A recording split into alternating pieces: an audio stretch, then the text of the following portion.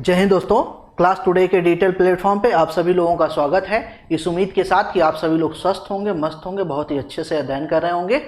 ठीक है, ये आपका पॉलिटी का ये आपके ज्योग्राफी का फाउंडेशन क्लास जो है कि नेक्स्ट है। लास्ट क्लास में हमने पृथ्वी सन या सूर्य के बारे में हमने देखा था। सूर्य के बारे में हमने देखा था, क्या क्या देखा था? तो हमने देखा था कि 13 लाख गुना 13 लाख गुना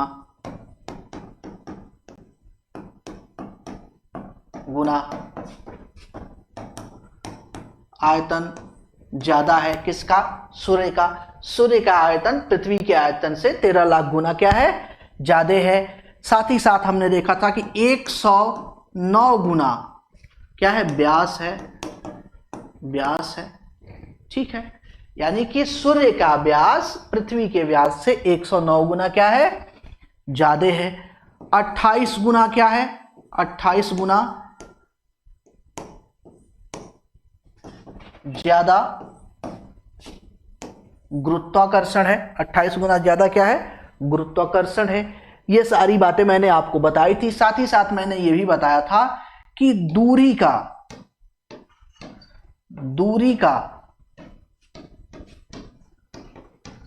सबसे बड़ा मात्रक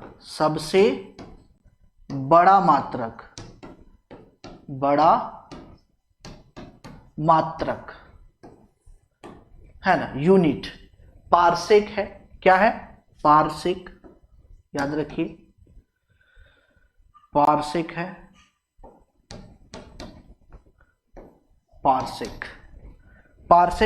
पारसेक के बाद दूसरी सबसे बड़ी यहां पे प्रकाश वर्ष।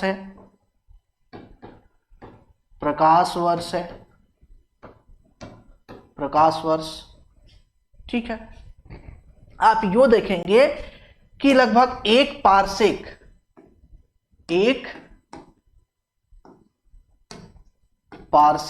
इजकल टू 3.6 के आसपास, या कहीं कहीं देखेंगे तो 3.3 है, 3.6 लाइट ईयर प्रकाश वर्ष दिया गया है ना, प्रकाश वर्ष दिया गया है। जबकि एक प्रकाश वर्ष देखेंगे, एक प्रकाश वर्ष equal to 9.46 into 10 to the power 12 kilometre ये वैल्यू है। तो ये दोनों डाटा आपको थोड़ा सा याद रखना है, ये बहुत इंपॉर्टेंट है। ये दोनों चीजें पूछी जाती है। पहले तो सामान्य तौर पे पूछा जाता था कि दूरी का सबसे बड़ा मात्रक कौन सा है ना, तो प्रकाश वर्ष, या उल्टा रिवर्स पूछ दिया जाता था कि प्रकाश वर्ष किसका मात्रक है? तो प्रकाश वर्ष जो है कि दूरी का मात्रक है। किसका है? प्रकाश वर्ष दूरी का मात्रक है। ये प्रश्न अभी भी प्रासंगिक है, ये प्रश्न पूछा जा सकता है।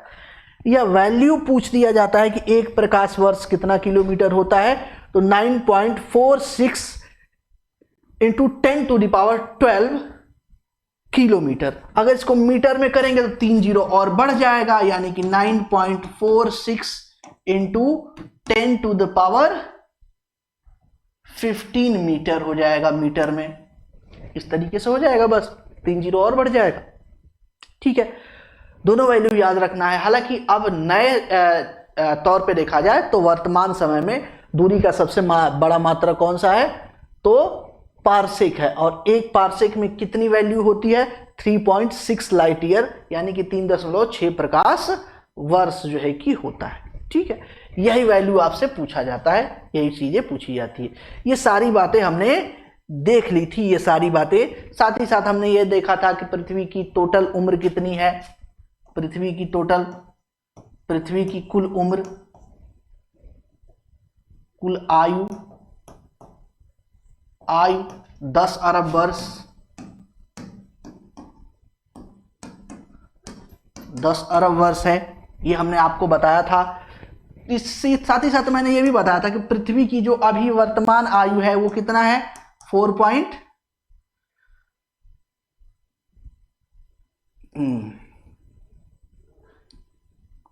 4.7 या लगभग लगभग मोटा मोटा जो है ना आपका 5 अरब वर्ष जो है कि पृथ्वी की वर्तमान आयु है, और लगभग लगभग इतनी ही आयु जो है कि बची हुई है ना, इतनी ही आयु बची हुई है, लगभग 5 अरब वर्ष बची हुई है। यानी कि जो सन है अपनी आधी उम्र जी चुका है ना, यानी कि प्रौढ़ावस्था में आ चुका है और लगभग आधी उम्र उसकी बची हुई है। ये सारी बातें हमने लास्ट क्लास में ये सारा डिस्कशन कर चुके हैं, ठीक है। उसके बाद मैंने बताया था कि अब हमें आगे क्लास में देखना है संरचना, सूर्य की संरचना। सूर्य की क्या देखना है, सूर्य की संरचना, सूर्य की संरचना। सूर्य की संरचना देखते हैं तो यहां पे 2 भाग हमें देखने को मिलता है ना, 2 भाग देखने को मिलता है। एक तो बाह्य संरचना, दूसरा हमें देखने को मिलता है आंतरिक संरचना। आंतरिक संरचना इसमें देखते हैं तो हमें 3 संरचनाएं देखने को मिलती है, 3 संरचनाएं देखने को मिलती है। एक तो मिलता है हमें किरीट मिलता है, किरीट के बाद देखेंगे तो हमें वर्णमंडल,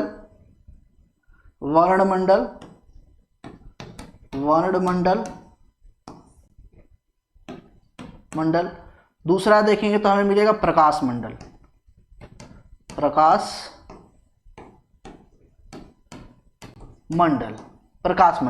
ये 3 यहां पे 3 ये जो है कि हमें देखने को मिलती है। बाह्य संरचना के 3 लेयर्स देखने को मिलती है। वैसे ही आंतरिक संरचना में आते हैं तो आंतरिक संरचना में भी हमें 3 स्तर देखने को मिलता है। इसमें भी 3 स्तर देखने को मिलता है, इसमें भी 3 स्तर देखने को मिलता है। सबसे सेंटर में जाएंगे तो कोर हमें देखने को मिलेगा, कोर के बाद देखेंगे तो विकिरण मंडल,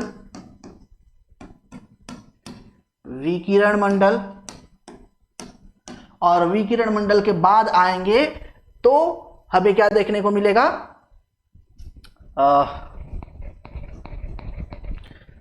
संवहन मंडल।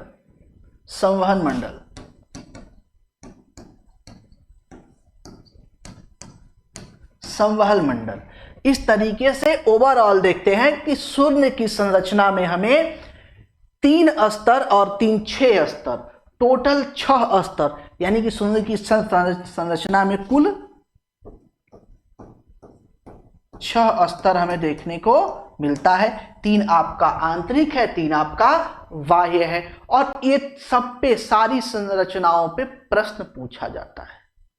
क्या होता है, जितनी भी संरचनाएं हम देखते हैं उन सारी संरचनाओं पे प्रश्न जो है कि हमें देखने को मिलता है, पूछा जाता है। अब इसको हम फटाफट जो है ना देख लेते हैं,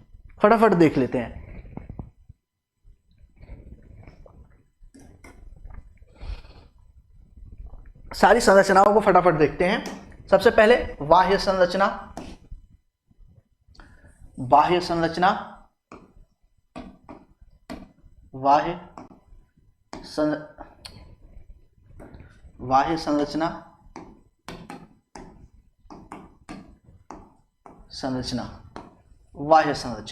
ठीक है।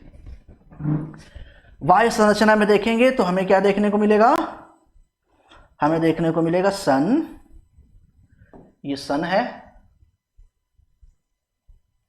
पूरा कंप्लीट,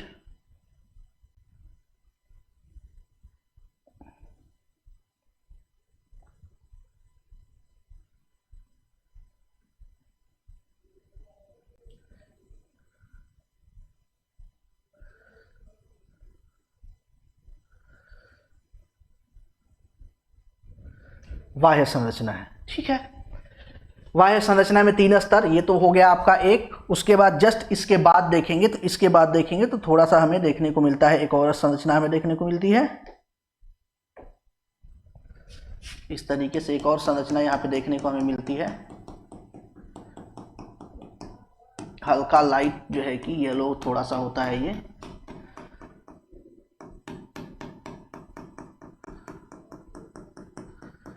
एक और संरचना यहाँ पे देखने को मिलती है।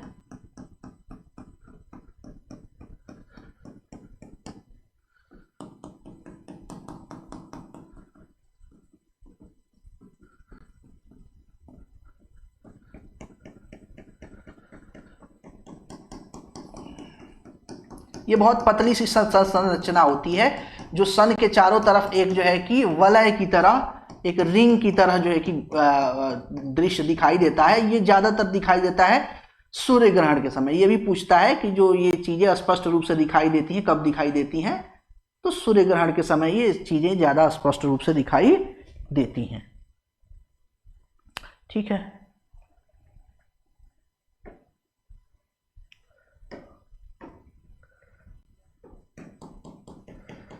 ये संरचनाएं हैं साथ में।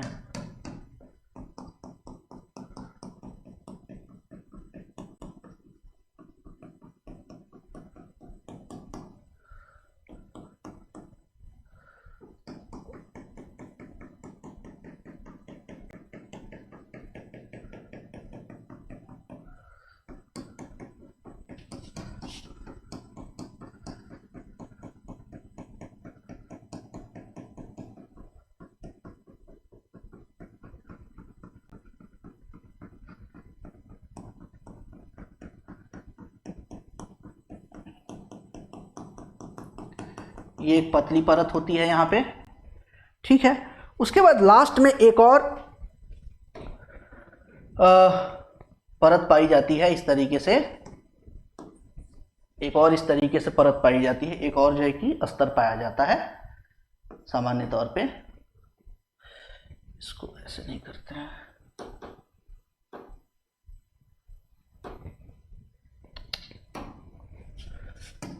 एक और ये स्तर पाया जाता है।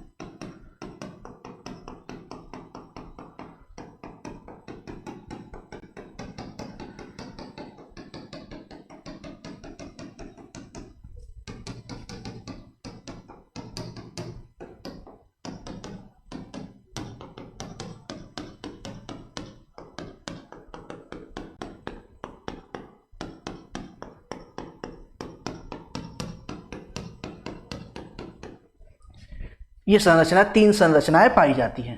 इस तरीके से हमें 3 संरचनाएं देखने को मिलती हैं स्पष्ट रूप से। एक ये संरचना हो गई, ठीक है,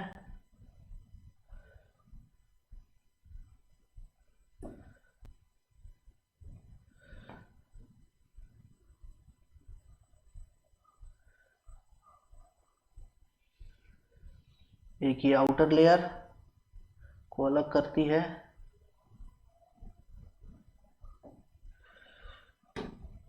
और यहाँ पे एक अलग ये अंदर वाला पार्ट। ये सर्किल इसलिए कर रहा हूं कि आपको क्लियर स्पष्ट रूप से 3 पार्ट देख सके। ठीक है, अब ये 3 पार्ट हो गया। एक है आपका रेड कलर वाला, इसके साइड में जो है कि आपका एक ऑरेंज कलर और उसमें पिंक कलर है, साथ साथ ये आउटर जो है कि एक लेयर हो गया। इस तरीके से बाह्य संरचना में देखेंगे तो 3 आपके स्ट्रक्चर हमें देखने को मिलता है। तीन स्ट्रक्चर देखने को मिलता है। इसको कहते हैं किरीट। इसको क्या कहते हैं? इसको कहते हैं किरीट। इसको कहते हैं किरीट, या इसी को कहते हैं कोरोना। कोरोना, किरीट या कोरोना कहते हैं। ठीक है, दूसरा मंडल है ये वाला है आपका, ये है आपका जो बिल्कुल पतली लेयर के हिसाब से पूरे साइड में जो है कि सर्किल में जो है कि दिखाई देता है, इसे कहते हैं वर्णमंडल। इसे क्या कहते हैं? वर्णमंडल। वर्णमंडल,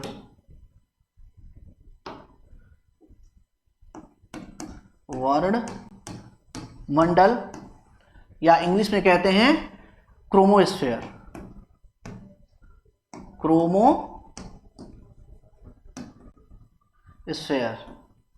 क्रोमोस्फेयर। और जो अंदर वाला पार्ट है, इस पार्ट को बोलते हैं प्रकाश मंडल। इसे क्या बोलते हैं? फोटोस्फेयर। फोटोस्फेयर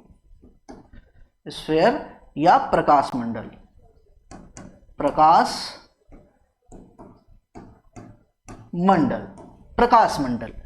अब इसका जो टेम्परेचर देखें, जो हमें चमकता हुआ, सूर्य जैसे चमकता हुआ दिखता है ना, ये कई बार प्रश्न पूछता है कि हम पृथ्वी से जो सूर्य देखते हैं तो सूर्य का कौन सा पार्ट देखते हैं? तो सामान्य दिनों में हम सूर्य का प्रकाश मंडल देखते हैं। क्या देखते हैं? सूर्य का प्रकाश मंडल देखते हैं, जिसका टेम्परेचर लगभग 600 डिग्री सेंटीग्रेड के आसपास होता है। इसी को हम जो है कि पृथ्वी से स्पष्ट रूप से देखते हैं।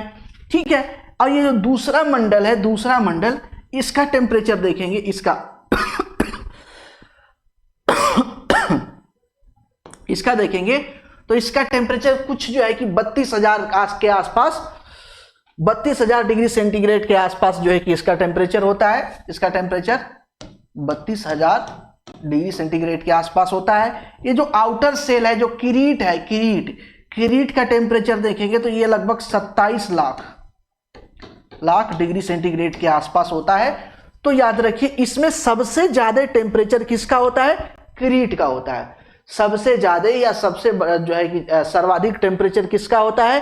किरीट का होता है। ठीक है, इस चीज को आपको ध्यान में रखना है। अब यहां से 2-3 प्रश्न और आपसे पूछा जाता है। 2-3 प्रश्न जो है कि और आपसे पूछा जाता है, उसको फटाफट देख लेते हैं। पहली चीज, किरीट के बारे में पूछा जाता है। किरीट कि सूर्य का जो बाहरी आवरण है, बाहरी लेयर है, बाहरी स्तर है, जिसको हम किरीट बोलते हैं या जिसको हम कोरोना बोलते हैं, वो हमें स्पष्ट रूप से कब दिखाई देता है? स्पष्ट रूप से कब दिखाई देता है? तो याद रखिए, ये स्पष्ट रूप से कब दिखाई देगा? स्पष्ट रूप से कब दिखाई देगा? सूर्य ग्रहण के समय। सूर्य ग्रहण के समय सूर्य ग्रहण के समय किरीट हमें स्पष्ट रूप से दिखाई देता है ना। इसे क्राउन ऑफ द सन कहते हैं। इसे क्या कहते हैं? Crown of the sun. Crown of the sun कहते हैं। सूर्य का मुकुट भी कहते हैं। किरीट को क्या बोलते हैं? किरीट को क्या बोलते हैं? सूर्य का मुकुट।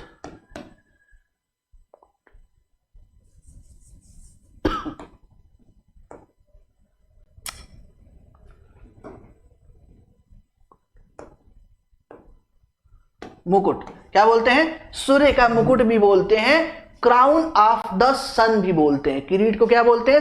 क्राउन ऑफ द सन बोलते हैं, जो सूर्य ग्रहण के समय स्पष्ट रूप से हमें नजर आता है। और जब सूर्य ग्रहण के समय, जब सूर्य कंप्लीट रूप से ग्रहित हो जाता है ना, तो हमारा फोटोस्फीयर वाला पार्ट नहीं दिखाई देता है।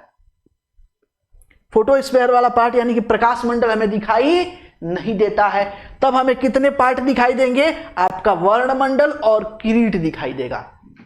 तो यह भी याद रखिए, सूर्य ग्रहण के समय सूर्य का हमें 2 ही स्तर दिखाई देता है, बाह्य 2 स्तर दिखाई देता है। पहला कौन सा देखता है? वर्णमंडल, क्रोमोस्फीयर दिखाई देता है। दूसरा आपका किरीट या कोरोना दिखाई देता है। तो जो किरीट और कोरोना दिखाई देता है, इसे बोलते हैं crown of the sun. Crown of the sun, सूर्य का मुकुट बोलते हैं। और जो वर्णमंडल दिखाई देता है, जो वर्णमंडल दिखाई देता है, इसे बोलते हैं हीरक वलय। हीरक वलय क्या बोलते हैं? हीरक वलय, या इसे डायमंड रिंग बोलते हैं। क्या बोलते हैं? डायमंड रिंग बोलते हैं, डायमंड रिंग। तो ये सारी चीजें जो है कि यहां पे पूछी हुई हैं। ठीक है, अब एक दो चीजें और है, एक दो चीजें और है। इसका मतलब ये हुआ, एक प्रश्न ये पूछा जाता है कि सूर्य के प्रकाश को पृथ्वी तक पहुंचने में कितना समय लगता है। तो सूर्य के प्रकाश को पृथ्वी तक पहुंचने में 16.7 के आसपास मिनट लगता है। यानी कि आप इसे बोल सकते हैं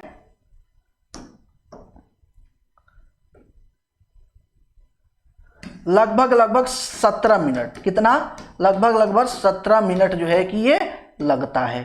ठीक है, अब एक चीज और कोई बच गया है, एक चीज और मुझे याद आ रहा है कि एक चीज और कुछ बच गया है ना?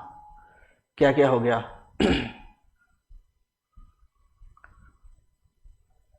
हाँ, एक चीज और, प्रकाश से एक और चीज पूछा जाता है। यहां से एक चीज और पूछा जाता है कि सूर्य से जो निकलने वाली किरणें हैं, जो प्रकाश जो पृथ्वी पर पहुंचता है, वो प्रकाश मुख्य रूप से या मूल रूप से क्या है? मूल रूप से क्या है? तो याद रखिए, यहां पे याद रखिए, सूर्य से पृथ्वी पर पहुंचने वाला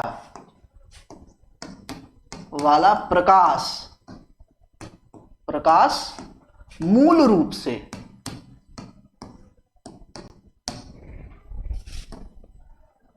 से फोटान है। क्या है?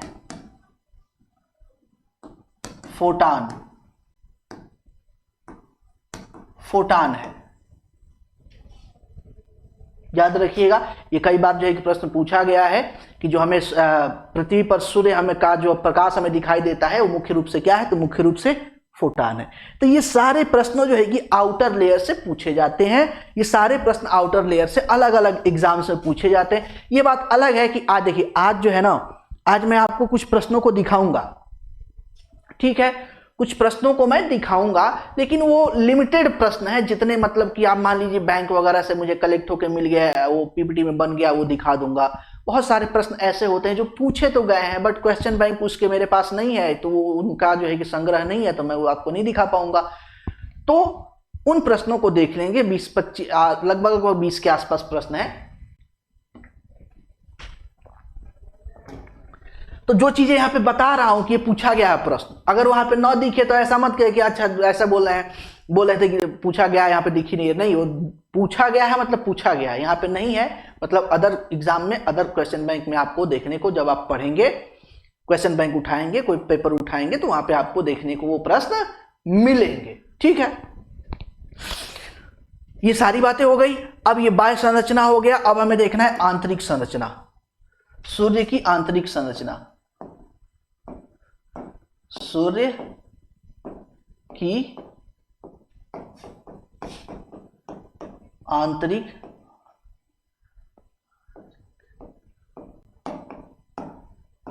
संरचना, सूर्य की आंतरिक संरचना। ठीक है, सूर्य की आंतरिक संरचना।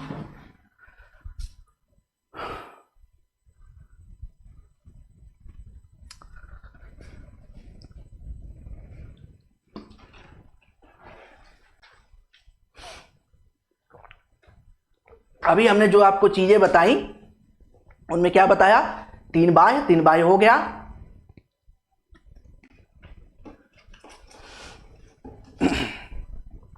तीन, अब आपको आंतरिक संरचना के बारे में हमें देखना है।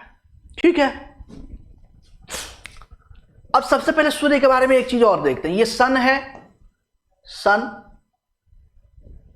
के बारे में थोड़ा सा एक चीज और जान लेते हैं।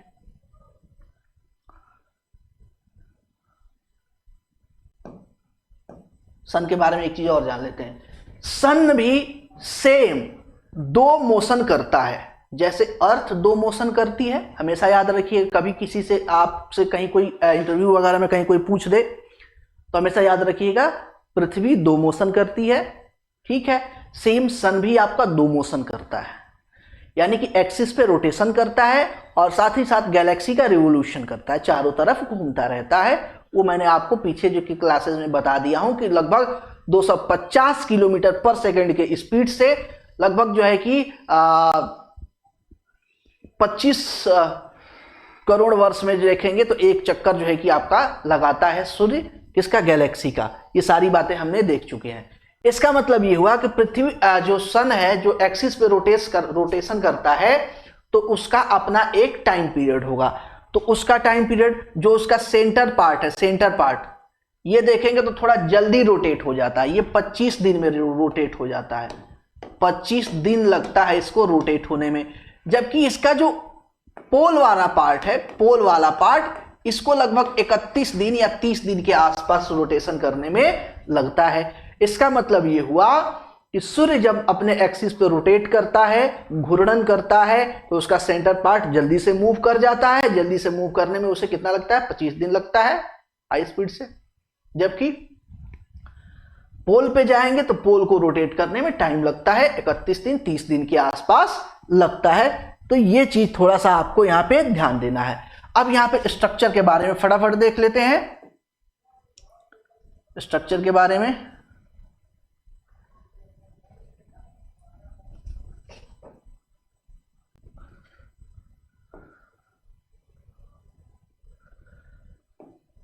ये 3 लेयर हो गई।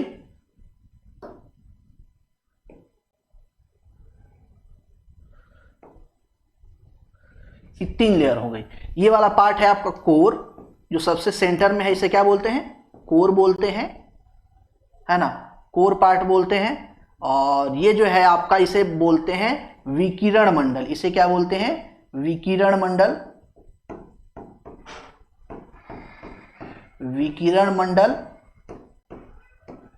मंडल। और ये है आपका संवहन मंडल, मंडल, संवहन मंडल, इसे कोर बोलते हैं, कोर। ये है आपका रेडिएशन जोन, ये क्या है, रेडिएशन जोन है। ये है आपका संवहन मंडल, ठीक है। अब यहां पे कोर का टेम्परेचर सबसे ज्यादा होता है।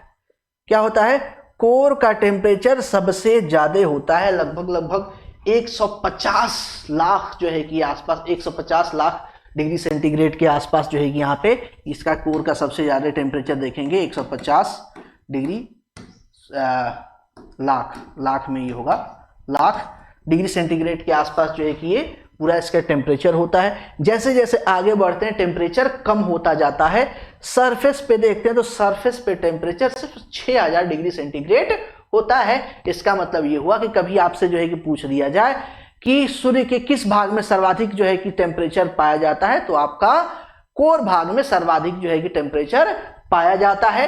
अगर अस्तर, बाह्य अस्तर में किस में पाया जाता है, तो किरीट में। ओवरऑल सब में किस में पाया जाता है, तो कोर में। आंतरिक संरचना में सबसे ज्यादा टेम्परेचर कहां पाया जाता है, तो कोर में पाया जाता है।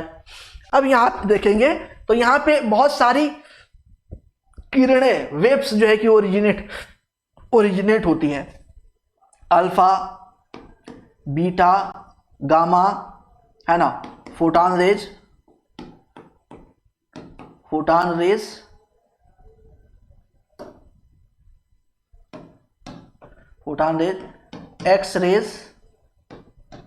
एक्सरे, ये सारी जो है कि यहाँ पे विकिरण मंडल में ओरिजिनेट होती है, ठीक है।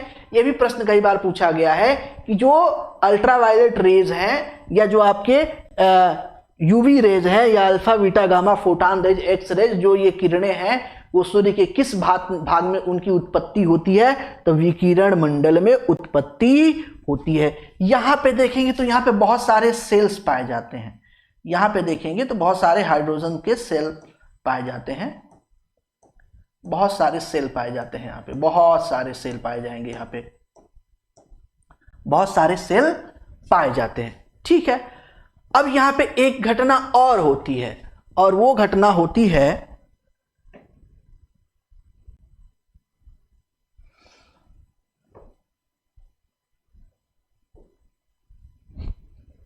वो घटना होती है, सही दिख रहा है, स्पष्ट नहीं दिख रहा है, ठीक है कलर चेंज करते हैं, अब सही दिखेगा।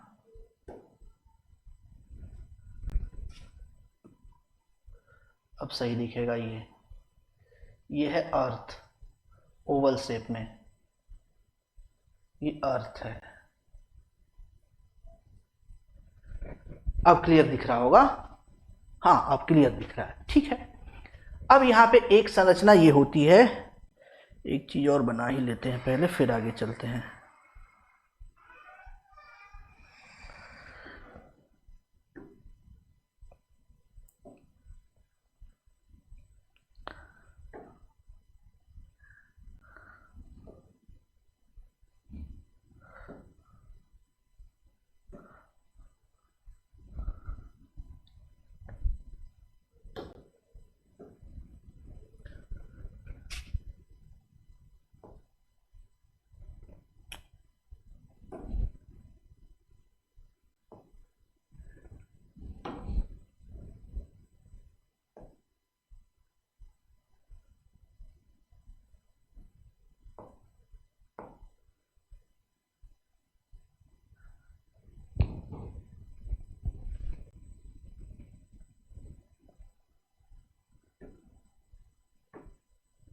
ये अब एक स्ट्रक्चर दिखता है।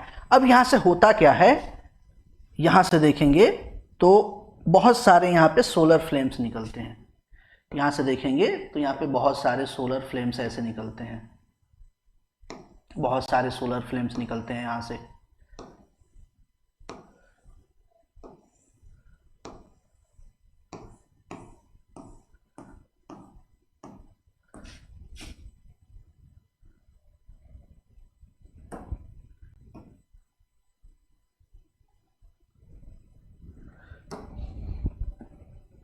यहाँ पे सोलर फ्लेम्स निकलते हैं, बहुत सारे सोलर फ्लेम्स जो निकलते हैं यहाँ से, वो पूरा बाहर ना जाके फिर रिटर्न कहाँ आते हैं, जो है कि सन के सरफेस पे आ जाते हैं। सन के सरफेस पे आ जाते हैं, ऐसे निकलने के बाद उनमें प्रॉपर स्पीड नहीं होती है, प्रॉपर स्पीड नहीं होती है तो रिटर्न क्या होते हैं, रिटर्न फिर जो है कि सन के सरफेस पे आपको वापस आ जाएंगे। बहुत सारे सोलर फ्लेम ऐसे होते हैं, सौर आंधियाँ ऐसी होती है जिनकी स्पीड बहुत अच्छी होती है, बहुत ज़्यादा होती है। बहुत ज़्यादा स्पीड होने के कारण वह जो है कि जो आपका वायुमंडल है या जो आपका वातावरण है सूर्य का, उससे बाहर निकल के सौर मंडल में चली जाती हैं इस तरीके से।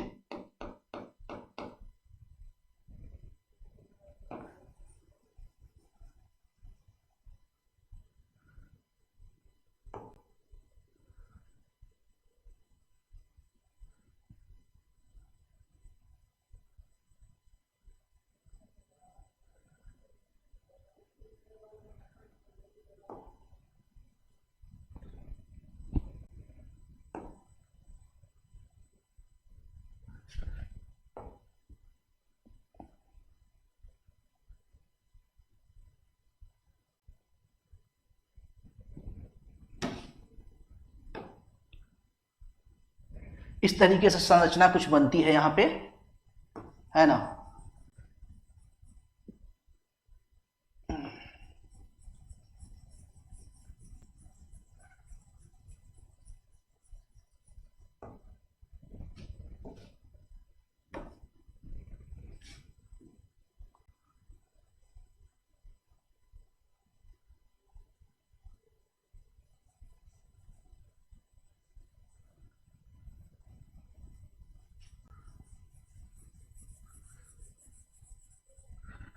इस तरीके से कुछ संरचना बनती है यहाँ पे, ठीक है। ये है आपकी, इसे कहते हैं सौर आंधी, सौर आंधी, या इसी को कहते हैं सौर ज्वाला, सौर ज्वाला। इसका टेम्परेचर देखेंगे तो इसका टेम्परेचर 6000 डिग्री सेंटीग्रेड के आसपास होता है। लेकिन जो वापस आता है, जो वापस आया है यहाँ पे जो वापस आया है, ये जो एरिया है, यहाँ पे जो वापस आया है ना ये। अब देखिए सोलर फ्लेम आई, सौर आंधी आई, उसका टेम्परेचर कितना है, 6000 डिग्री सेंटीग्रेड के आसपास है ना। बहुत तेजी से क्या हुई, बहुत तेजी से वो जो वातावरण है सूर्य का उससे बाहर निकली, बट उसकी स्पीड जो एस्केप वेलोसिटी है वह जो है कि प्रॉपर उस स्पीड में नहीं है कि वो वातावरण से बाहर निकल सके। नहीं निकलने की कंडीशन फिर वो रिटर्न आएगी तो फिर जो है कि सूर्य के सरफेस पे आएगी, तो उसका टेम्परेचर क्या होगा, कम होगा, उसका टेम्परेचर क्या होगा, कम होगा। तो इसका जो टेम्परेचर होता है सामान्य तौर पे देखा गया है कि इसका टेम्परेचर 1500 डिग्री सेंटीग्रेड के आसपास होता है।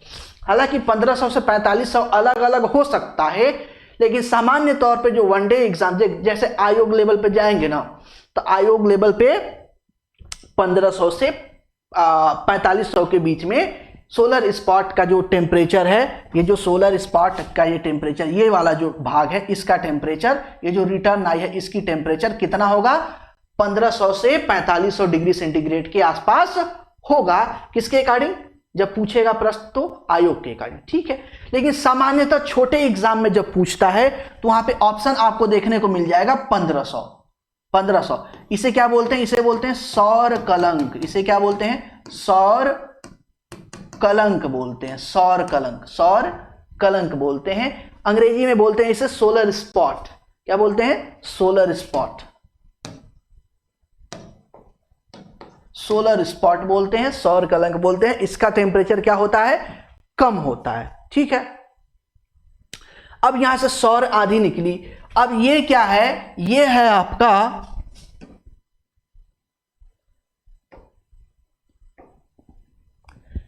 आपका सौर आंधी।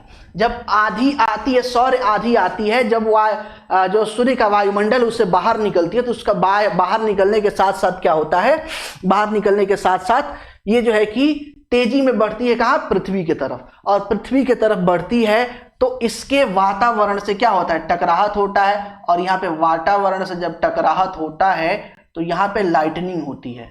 यहां पे क्या होती है, दोनों पोल्स पे, अर्थ के दोनों पोल्स पे, यहां पे ये अर्थ है तो अर्थ के दोनों पोल्स पे देखेंगे तो फ्रिक्शन होता है, जो सोलर स्टॉर्म है उसके बीच और जो आपका इन्वायरमेंट है यानी अर्थ का इन्वायरमेंट है उसके बीच फ्रिक्शन होता है। फ्रिक्शन होने के साथ साथ दो चीजें होती है, एक तो साउंड क्रिएट होता है, दूसरा लाइटनिंग होती है, यानी प्रकाश की उत्पत्ति होती है और आपका सीटी या आवाज भी निकलता है। तो जो आवाज निकलता है उसे क्या बोलते हैं, उसे जो आवाज निकलती है उसे क्या बोलते हैं, सीटी। उसे क्या बोलते हैं, सीटी बोलते हैं, विसिल बोलते हैं। और जो आपकी लाइटनिंग होती है ना, जो आपकी लाइटनिंग होती है, प्रकाश ओरिजिनेट होता है, वो अलग अलग जो है पोल पे अलग अलग उसका नाम है। अब देखिए जो नीचे वाला जो है, जो साउथ वाला है, तो पृथ्वी के नीचे क्या है, ऑस्ट्रेलिया। पृथ्वी के नीचे क्या है, ऑस्ट्रेलिया। तो इसे बोलेंगे अरोरा ऑस्ट्रियोलिस। इसे क्या बोलेंगे, अरोरा ऑस्ट्रियोलिस।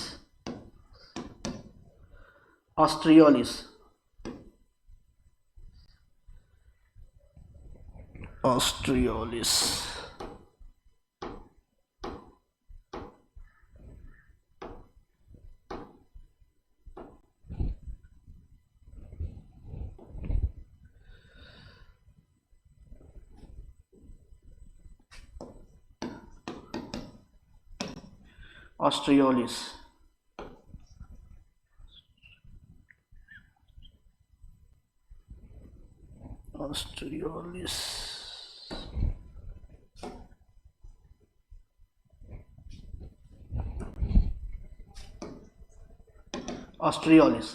और सेम ऊपर हो जाएगा क्या, इसे बोलते हैं अरोरा बोरियोलिस। इसे बोलते हैं अरोरा बोरियोलिस।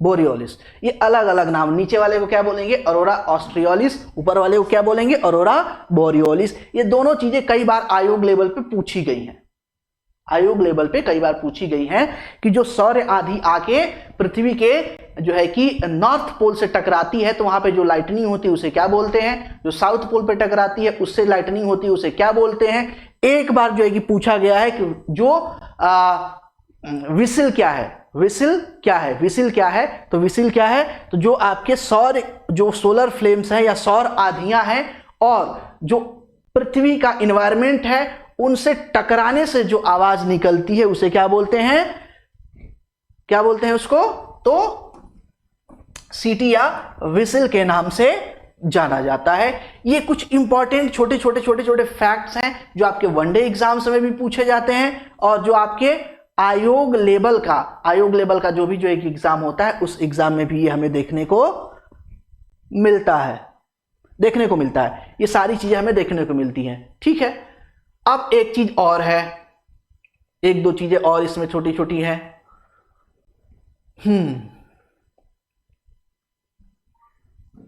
ठीक है, अब यहीं पे एक चीज और जान लेते हैं। ये जो ब्लैक कलर का गड्ढा है, ब्लैक कलर का जो गड्ढा है इसको डार्क कर ही देते हैं हम। ये जो ब्लैक कलर का गड्ढा है या ब्लैक कलर जो स्पॉट दिख रहा है, सौर्य कलंक दिख रहा है, सौर्य कलंक दिख रहा है,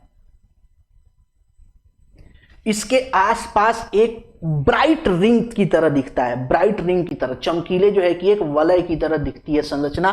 तो ये व्हाइट कलर से दिखाए हैं और ब्लैक जो है आपका सोलर स्पॉट है। इन दोनों को अलग अलग नाम से देखते हैं। सेम संरचना तब भी बनती है जब सूर्य ग्रहण लगता है। सूर्य ग्रहण लगता है तो सूर्य के बीच वाला पार्ट जो प्रकाश मंडल है वो ब्लैक दिखता है, जो आपका वर्णमंडल या क्रोमोस्फेयर है वो रिंग की तरह दिखता है जिसे हम डायमंड के नाम से जानते हैं।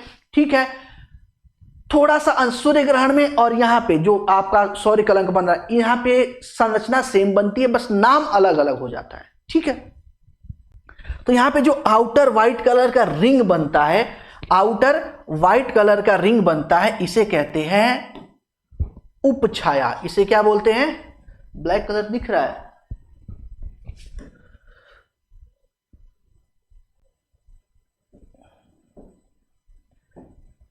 इसे बोलते हैं उपप्रछाया। इसे क्या बोलते हैं, उपप्रछाया, उपप्रछाया बोलते हैं। जो व्हाइट कलर का हमें दिख रहा है इसे क्या बोलते हैं, उपप्रछाया, उपप्रछाया। और जो ब्लैक कलर का दिख रहा है इसे क्या बोलते हैं, तो इसे बोलते हैं प्रछाया, प्रछाया। इसे क्या बोलते हैं, प्रछाया, प्रछाया, उपछाया, उपप्रछाया और प्रछाया। जो ब्लैक कलर वाला है उसे क्या बोलते हैं, प्रछाया बोलते हैं। जो उसके चारों तरफ रिंग की तरह एक संरचना बनती है लाइट येलो कलर का, जिसे हम व्हाइट कलर से दिखाए हुए हैं, उसे क्या बोलते हैं, उपप्रछाया। इसे इंग्लिश में बोलते हैं पेनुम्ब्रा। क्या बोलते हैं, पेनुम्ब्रा, पेनुम्ब्रा। और इसे प्रछाया को बोलते हैं उम्ब्रा, उम्ब्रा और पेनुम्ब्रा, उम्ब्रा और पेनुम्ब्रा। तो ये थोड़ा सा आपको ध्यान में रखना है। अब एक संरचना और बन जाती है, यहाँ पे एक चीज और थोड़ा सा बच जाता है ना। अब यहाँ पे सोलर साइकिल से रिलेटेड है एक चीज और, ये याद रखिएगा कि ये जो सौर आंधियां उठती हैं, ये जो सौर आंधियां उठती हैं, सौर आंधियां ये जो उठती हैं, ये हमेशा जो सौर्य कलंक बनता है, जो उठती है, सोलर स्टॉर्म जो बनता है, वो हमेशा 45 डिग्री तक ही बनेगा। कहां तक बनेगा, 45 डिग्री के एंगल तक ही बनेगा।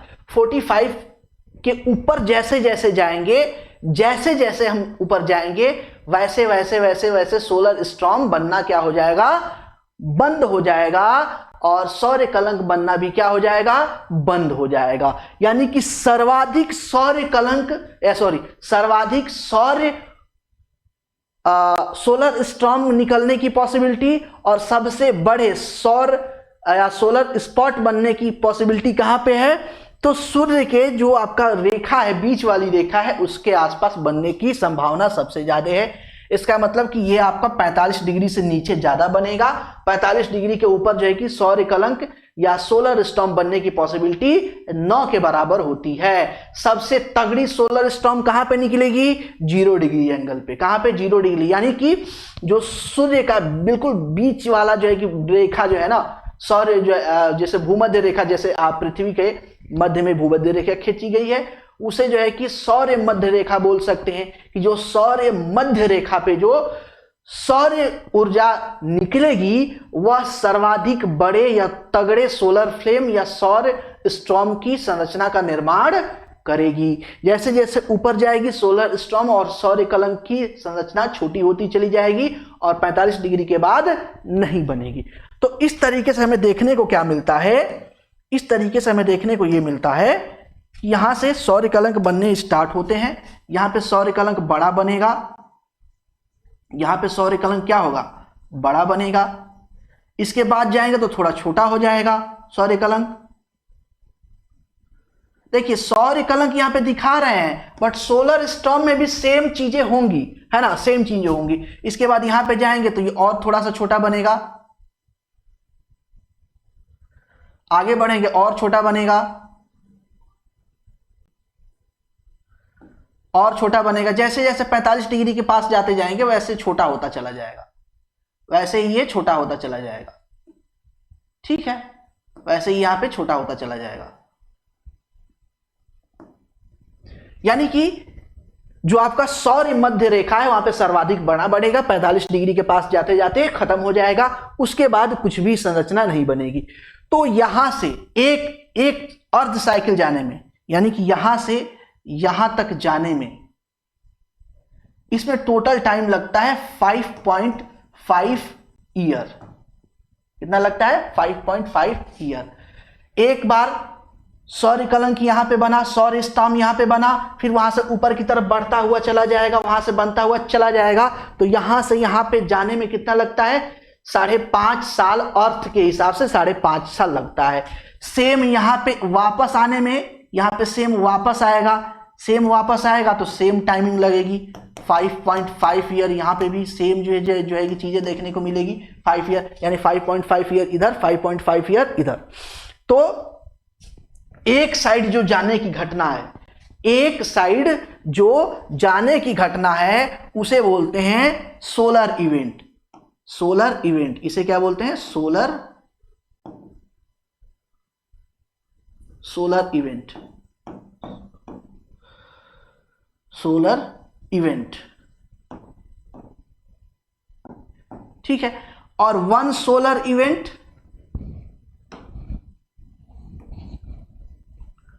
One solar event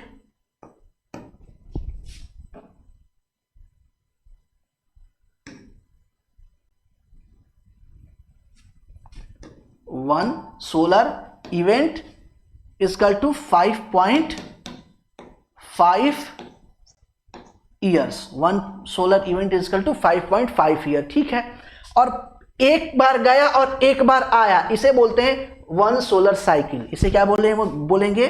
one solar cycle, one solar cycle, one solar cycle. इसमें कितना लगेगा? 11 वर्ष, 11 वर्ष। इसमें कितना लगेगा? 11 वर्ष लग जाएगा। ठीक है, वैसे ही एक और होता है सोलर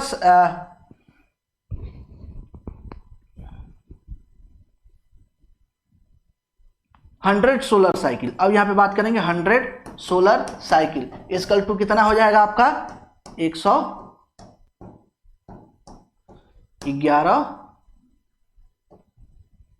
ईयर्स। ठीक है, इस तरीके से जो है कि चीजें घटित होती चली जाती हैं। तो इस चीज को याद रखिएगा, सोलर इवेंट किसे कहते हैं, है ना। एक सोलर इवेंट यानी कि एक सोलर,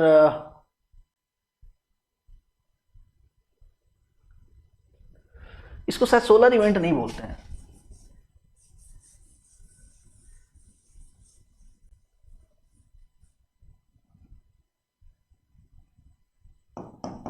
अर्ध सोलर साइकिल बोलते हैं इसे, अर्ध सोलर साइकिल, है ना,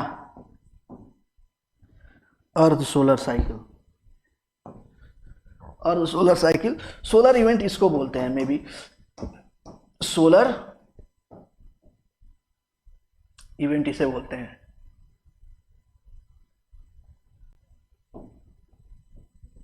सोलर इवेंट इसे बोलते हैं। तो 1 सोलर इवेंट इक्वल टू 1100 वर्ष, या 100 solar cycle, 100 solar cycle equal to 1 solar event, 1 solar event equal to 1100 वर्ष। इस चीज को अब ध्यान में देना है आपको, ठीक है। अब एक चीज और याद रखना है, एक चीज और थोड़ा सा ध्यान देना है।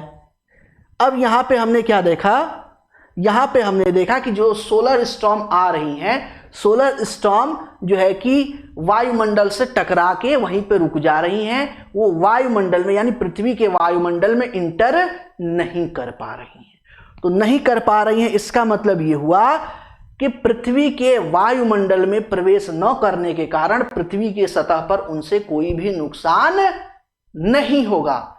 सघन जो वायुमंडल है, सघन वायुमंडल में प्रवेश नहीं कर पाती हैं, इसलिए सोलर स्टॉर्म या सौर आंधियों के द्वारा पृथ्वी के सतह पे किसी तरह का कोई नुकसान नहीं होगा। लेकिन एक चीज और है यहां पे, एक चीज क्या है, हमारे बहुत सारे सैटेलाइट्स हैं,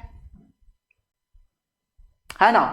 तो सैटेलाइट्स हैं तो वो सघन जो हमारा वायुमंडल उससे बाहर जाके उसको जो है कि स्थापित किया जाता है। इसका मतलब ये हुआ कि अगर सोलर स्टॉर्म किसी सैटेलाइट से टकरा गई, स्पेस स्टेशन से टकरा गई, जो कोई कम्युनिकेशन का जो डिवाइस है उससे टकरा गई, तो हमारे कम्युनिकेशन में प्रॉब्लम आ सकती है, हमारे ब्रॉडकास्ट में प्रॉब्लम आ सकती है। इसका मतलब ये हुआ रेडियो के टीवी वगैरह के प्रसारण वगैरह में, और जो हमारे सैटेलाइट्स हैं नेविगेशन वगैरह में, इन सब में प्रॉब्लम आ सकती है। किसके वजह से? सोलर स्टॉर्म के वजह से। सामान्यतः धरती पे किसी तरह का कोई उससे नुकसान नहीं होता है, ठीक है। इस चीज को थोड़ा सा ध्यान में रखिएगा। ये बात कंप्लीट हो गई। तो सोलर साइकिल वाला जो है कि सिस्टम, यानी कि सन वाला जो स्ट्रक्चर वाला जो सिस्टम था, वो सारी चीजें क्या हो गई, कंप्लीट हो गई। अब टाइम है प्रश्नों को देखने का। फटाफट अभी तक जो प्रश्न पूछे गए हैं, या हो सकता है एक आध प्रश्न ऐसे हैं जो आगे के टॉपिक से हो, है ना, तो उसे भी देख लिया जाएगा, कोई दिक्कत वाली बात नहीं है।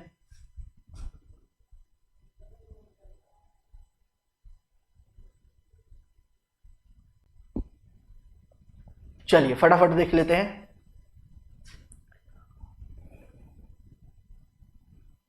चलिए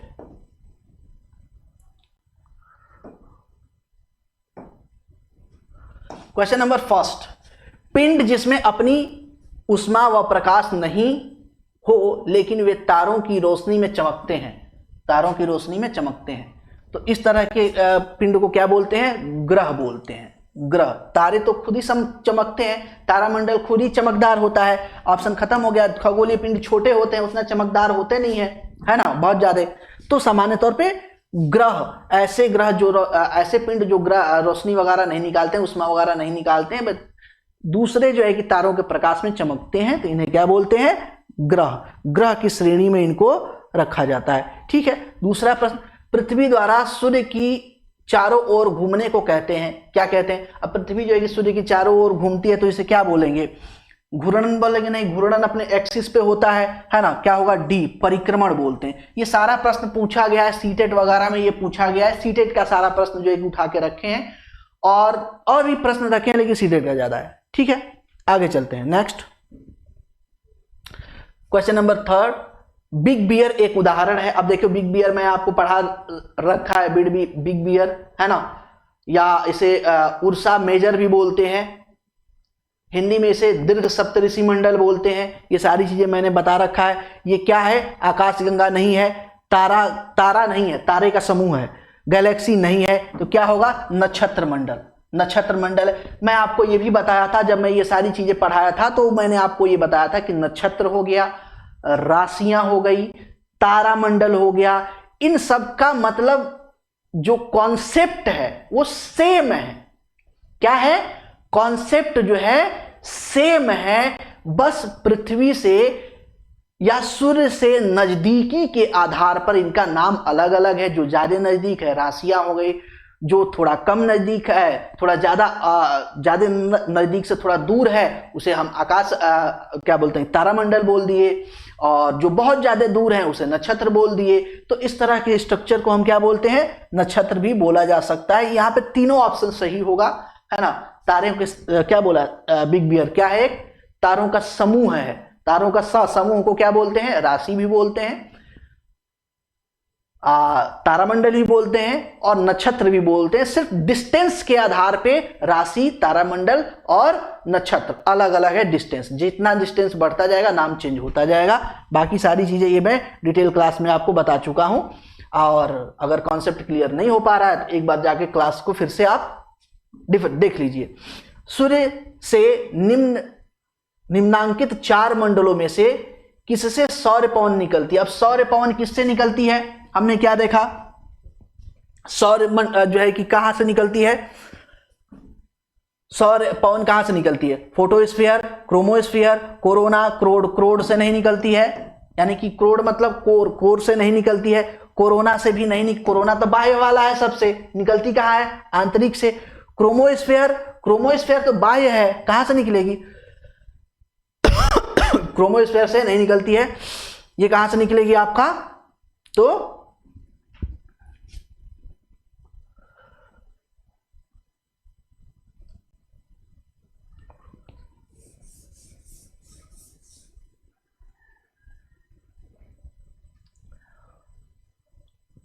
सबसे बाह्य वाला जो स्तर कौन सा है, सबसे बाह्य वाला है कोरोना। हाँ ठीक है, सॉरी, सबसे बाह्य वाला क्या है, कोरोना। तो कोरोना से निकलती है। सरफेस की बात करेंगे तो सरफेस पे आपका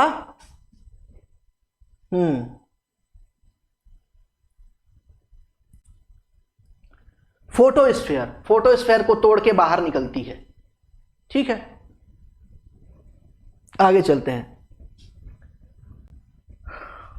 निहारिका क्या है, ये बहुत पुराने क्लासेस जो मैंने आपको पढ़ाया है, लाइफ साइकिल ऑफ स्टार, है ना, स्टार के लाइफ साइकिल। तो वहां पे मैंने आपको ये बताया था, वहां पे मैंने जोर देकर बताया था कि इस तरह का प्रश्न पूछा जाता है। वहां पे गोला और बादल दोनों होता है, आपको ध्यान देना है, बादल है गोला नहीं है। निहारिका क्या है, गर्म गैस का बादल है, गोला नहीं है। इसे पिलर ऑफ क्रिएटिविटी भी बोलते हैं, है ना, पिलर ऑफ क्रिएटिविटी भी बोलते हैं। ये सारे प्रश्न पूछे गए हैं। ठीक है, आगे चलते हैं। नेक्स्ट क्वेश्चन नंबर 6, ग्रहण के दौरान पड़ने वाली छाया का सबसे काला भाग कहलाता है। सबसे काला भाग क्या कहलाता है, तो मैंने स्ट्रक्चर के अकॉर्डिंग भी बताया है। वो सबसे काला भाग क्या होता है, प्रछाया होता है। क्या होता है, प्रछाया होता है। उसके साइड में जो रिंग होता है उसे उपछाया बोलते हैं, उपछाया बोलते हैं। ठीक है, हाँ,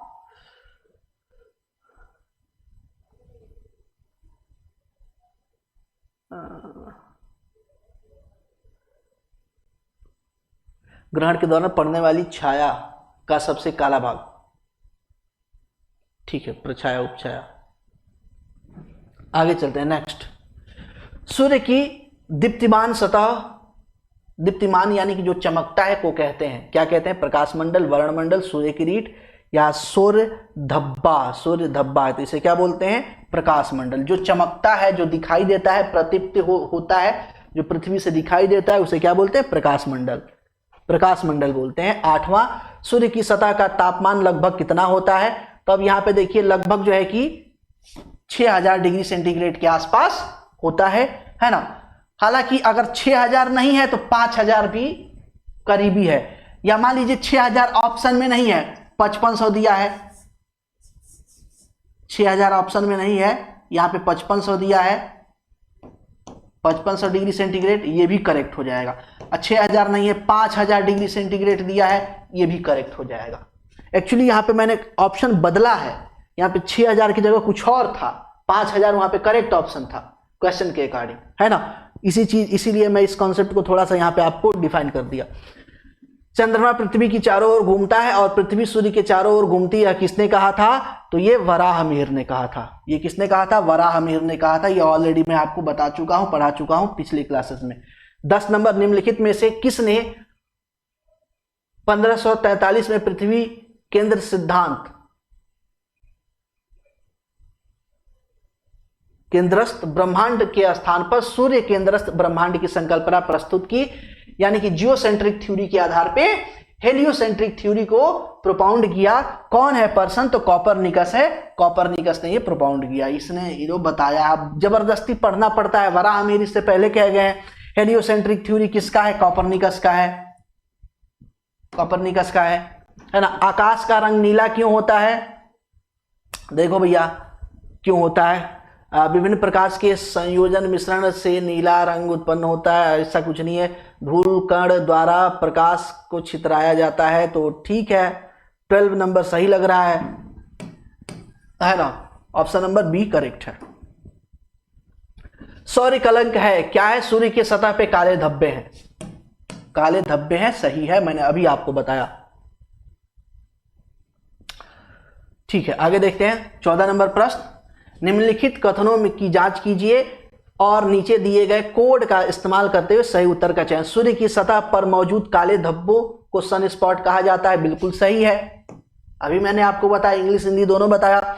सन स्पॉट अंधेरे क्षेत्रों के रूप में दिखाई देते हैं क्योंकि वे अपने आसपास के वर्णमंडल से लगभग इतना कम होते हैं, मतलब उनका टेम्परेचर इतना के आसपास होता है, 1500 से 4500। अब ये आयोग का प्रश्न है, आयोग का प्रश्न है ना।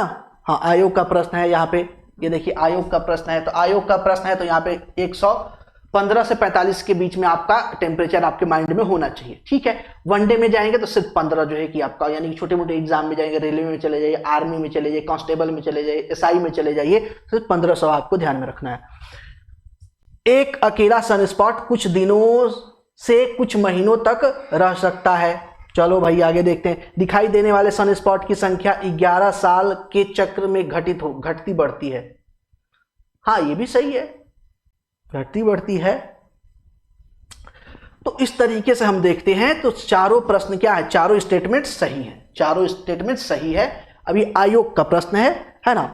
बहुत क्लियरली मैं आपको आज की क्लास अगर आप ध्यान से देखा होगा तो ये आपको इजीली आपको समझ में आ जाएगा। ठीक है, निम्नलिखित में से कौन सा युग्म सुमेलित नहीं है? अब पृथ्वी की, ये थोड़ा सा आगे के टॉपिक से प्रश्न हो गया है ना। तो कौन सा सुमेलित नहीं है, ये प्रश्न यहां पे आपसे पूछा गया है। तो ये वाला दूरी सुमेलित नहीं है।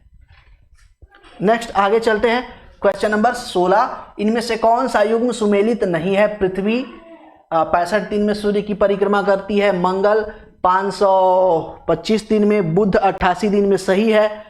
अरुण वाला गड़बड़ लग रहा है मुझे, मंगल वाला भी गड़बड़ हो सकता है। मंगल वाला ही है ऑप्शन, इतना जो है कि ये 525 इतना नहीं लगता है, लगभग सूर्य के सिमिलर ही है, तो इतना ज्यादा दिन नहीं लगता है ना। चलिए बाकी सारी चीजें सही हैं। 17 प्रथम सूर्योदय का देश कहा जाता है। यह सूर्योदय का देश किसे कहा जाता है? तो सूर्योदय का देश जापान को बोला जाता है। हालांकि जापान से भी पहले सूर्योदय, जापान से भी पहले सूर्योदय देखेंगे तो न्यूजीलैंड में होता है। जापान से भी पहले सूर्योदय कहां पे होता है? न्यूजीलैंड में हमें देखने को मिलता है। ठीक है ना, न्यूजीलैंड में देखने को मिलता है। लेकिन दिक्कत यह है कि उत्तरी गोलार्ध में ज्यादा जनसंख्या है, तो यहां से जब देखते हैं तो सामने जापान पड़ता है, तो इसे सूर्योदय का देश बोल देते हैं। सूर्यास्त का देश देखेंगे तो फिनलैंड वगैरह को सूर्यास्त का देश बोलते हैं। ठीक है, इस चीज को ध्यान दीजिएगा थोड़ा सा। 18 डायमंड रिंग की घटना देखी जा सकती है पूर्ण सौर्य ग्रहण की शुरुआत में, पूर्ण सौर्य ग्रहण के अंत में, केवल परिधि क्षेत्रों के समग्र निशान पे, या केवल केंद्रीय क्षेत्र के समग्रता निशान के साथ जो है कि देखा जा सकता है।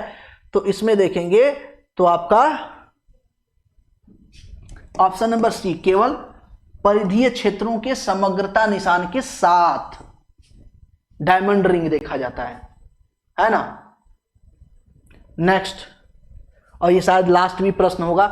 यदि कोई मुख्य सौर्य तूफान या सौर्य प्रज्वाला या सोलर फ्लेम पृथ्वी पर पहुंचता है तो पृथ्वी पर निम्नलिखित में से कौन से संभव प्रभाव होंगे?